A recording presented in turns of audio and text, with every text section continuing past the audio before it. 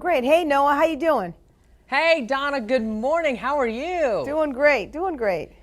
All right, so before we talk about the new season of Intervention on A&E, first off, let's discuss how you got interested in wanting to help others out there that are battling the use of substance abuse because, Donna, even you went through a dark period of time in your life where you were using drugs.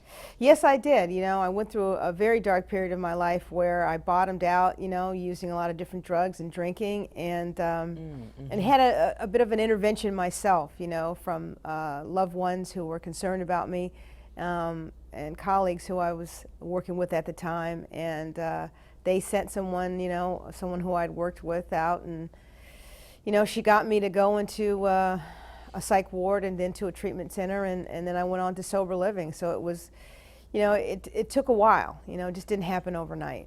I didn't change overnight, and I didn't get there overnight, so, and I'm a very stubborn person, so I was a tough cookie. Well, I'm happy that you are here. The drugs did not take you, because I think a lot of people, especially our young generation, they think drugs are like, oh, this is so cool, I won't die, or anything like that. I don't think they'll think anything will happen to them. But there's so many people, not even just our young generation, but even older people that are using drugs to maybe cope with their problems, or like I was saying, that think it's cool to do. I mean, why do you feel our generation today is using drugs to cope with their problems or to try drugs? Like, why do you feel they're doing that, Donna? Well, I think that, people have been doing it for a long time. Young people have been doing it for a long time.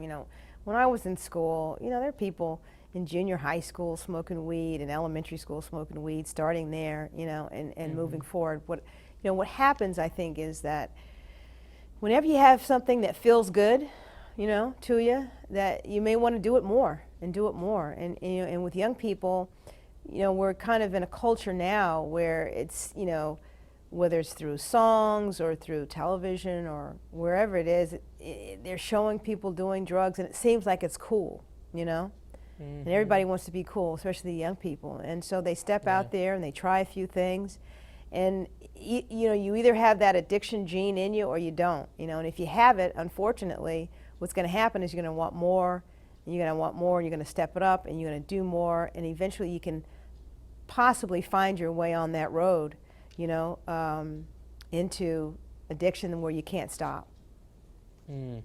Well, I like that you're actually going out to speak with others about this. You do speaking events, and you go out and you talk with people, and and you share your story. What's a story that someone has told you from one of the speaking events that you've done that maybe has left an impact on you, one that you won't forget, that you can share with our audience this morning?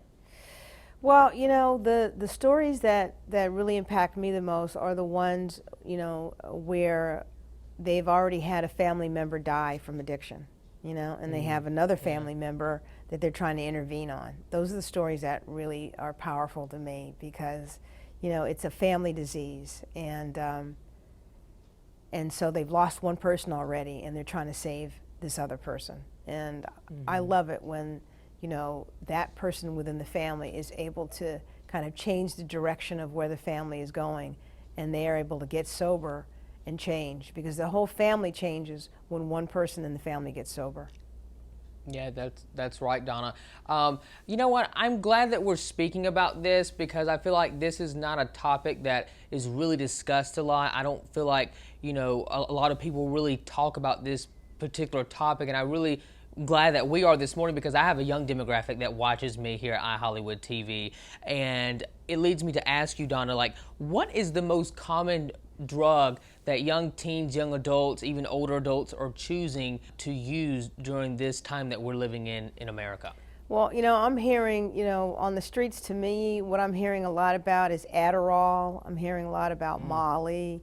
Now that marijuana, is being legalized, I'm hearing a lot about the different types of marijuana that is really, really strong and affecting people that, are at the age when I first started smoking weed, like around 6th grade, 7th grade, those age groups. When I was smoking weed, it was not nearly as powerful as it is now. So, and I didn't realize when I was younger that, people it takes a while for their brains to, to fully kind of get to the point where they're at adulthood, and that comes to probably about age 26. So if you're starting at 13 years old, smoking every day, really strong marijuana, that's gonna, that's gonna affect your brain. That's gonna affect the process of your growth and your mind, your body and the whole thing. So it's really no joke. I'm not mad at people, who smoke marijuana, but I think they have to kind of really these days be very careful, especially with the younger generation. Yeah, I totally agree with you, Donna, because I don't know, I feel like, like you were saying, if you're using these high-powered, marijuana that people are smoking, I feel like it leads to other drugs that people are going to use because, they feel like, oh, hey, this feels good, let me try something else, Absolutely, and like I said, brain development, is in there, with younger people, and, you can't take it lightly that you're smoking stuff that's really strong, and if you do have that addictive gene in you or it's in your family, you start there, you're going to want something, you're going to get used to it, your body's going to get used to it, and then you're going to want something stronger, and then you're going to want something stronger, and then you want to add something to it, to get the different effect. I mean, that's what I used to do, I'd smoke some weed, and then after a while the weed wasn't that strong, so then I would drink. And then after a while, the drinking and the weed really wasn't as strong. And then I went, did some cocaine. And then after the cocaine was kind of like boring, then I went on to the crystal meth. So it just keeps growing. It's like a monster. It's like the blob, Okay, so let's touch on the season of Intervention. There's a new season coming on A&E. I really like that it's back for another season. It seems that audiences are really enjoying watching this to kind of, because you are learning about these type of drugs and you're hearing the stories, from watching the show. So what are audiences going to be in for, Donna, when they check out and watch this new season of Intervention? Well, we've gone into Philadelphia, where there's an intense opioid epidemic, and as there is in a lot of different cities, across the country. And we're dealing with their families, their loved ones. We're dealing with the community, and everyone is trying to come together to help the entire community heal, from the opioid addiction that's there. It's really powerful how it has affected so many people's lives, It's just not the interventionists that are involved. You have churches, you have community centers, you have all types of people who have been affected by the disease of addiction, who has lost someone, particularly from the disease, from the opioid addiction and from the disease. And so we're all kind of putting our efforts together in this new season to try to help the people that are in this area called Kensington in Philadelphia. How did I wind up here? I'm a junkie. Philadelphia County suffers one of the highest rates of drug overdoses in the country. You've got an unconscious male. Open your eyes up. The neighborhood of Kensington is ground zero. The destitute in this neighborhood is just extreme.